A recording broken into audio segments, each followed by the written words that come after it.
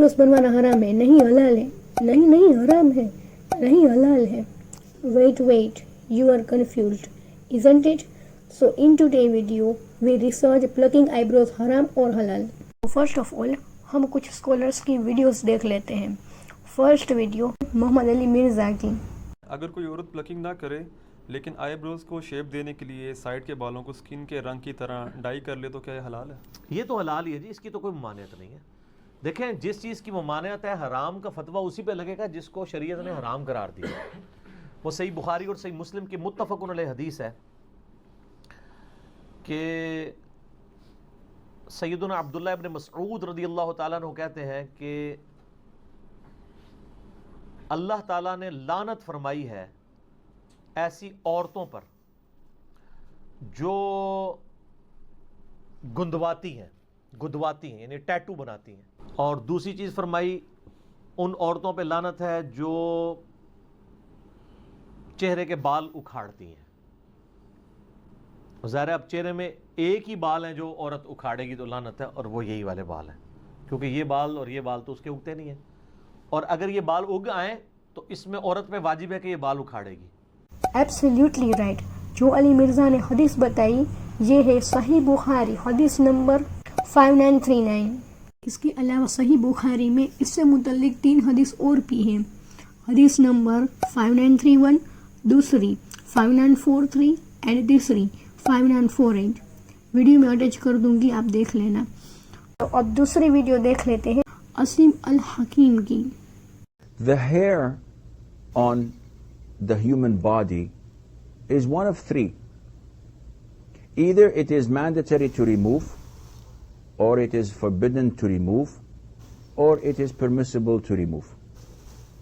So, the hair that is forbidden for a person to remove, for men and women, is the eyebrows. The most authentic opinion is that you cannot pluck the eyebrows, you cannot cut the eyebrows, and you cannot shave the eyebrows as well, for both men and women. In last video देख लेते हैं doctor Faiz Syed की. 2 सवाल. एक तो husband demand कर रहा है कि आईब्रोज बनाओ, तो क्या करें? तो देखिए, सबसे पहले अल्लाह की नाफरमानी में मखलूक की इताअत नहीं होती. अल्लाह की नाफरमानी में मखलूक की इताअत नहीं होती. अब इससे पहले कि मैं इसका आंसर दूं आपको, एक चीज़ मैं लेक्चर में भूल गया तो एक्सप्लेन कर देता हूं आपको. वो क्या है? हमारे पास अक्सर औरतें जो फैशन करती हैं, खुशबू लगाती, बहुत सारी औरतें फ्रीली खुशबू लगा घूम रही, आईब्रोज बना रही. दलील क्या है इसके पीछे मालूम आपको? उन्होंने इतने बड़े उन्होंने करते ना, उन्होंने इतने बड़े मुल्ला की बीवी उन्होंने करते ना, उन्होंने इतने बड़े स्पीकर है उन्होंने करते ना, उन्होंने इतने बड़े दाई उन्होंने करते ना, उन्होंने इतने बड़े फला उनकी बेटी करती ना. मैं पूछ रहा हूँ शरई दलील क्या है? शरई नहीं. लोगों के अमल को हम कभी कभार वजह बनाते अपनी मासियत और गुनाह के करने के लिए. समझ रहे बात? Now it's time to my opinion. कई उलमा कहते हैं कि आईब्रोज जॉइंट हो तो वहाँ से बाल निकाल सकते हैं, बट वो नहीं बताते कि कितने आईब्रोज जॉइंट हो तो निकाल सकते हैं. और ऐसे ही लोगों को कन्फ्यूज़न होती है.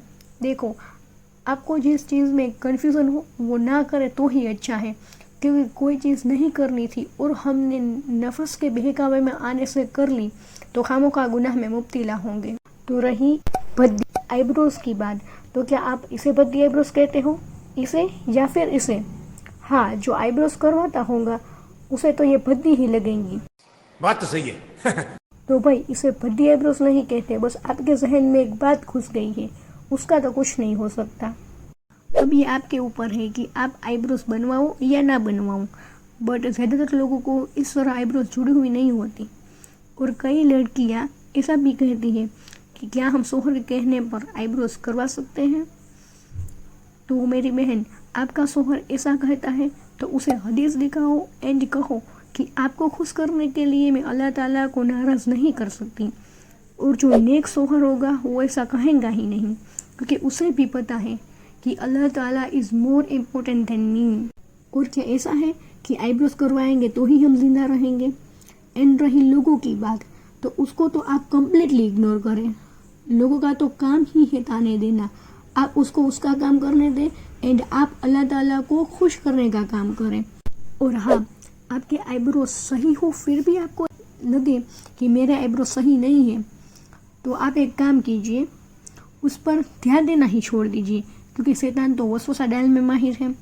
اور آئی بروز کروا کے جیب ہلکی کرنا اینڈ پین کو سہن کرنا مجھے تو صحیح نہیں لگتا. باقی آپ کی سوچ تو میں نہیں بدل سکتی. اللہ تعالیٰ جسے چاہے اسے ہدایت دے.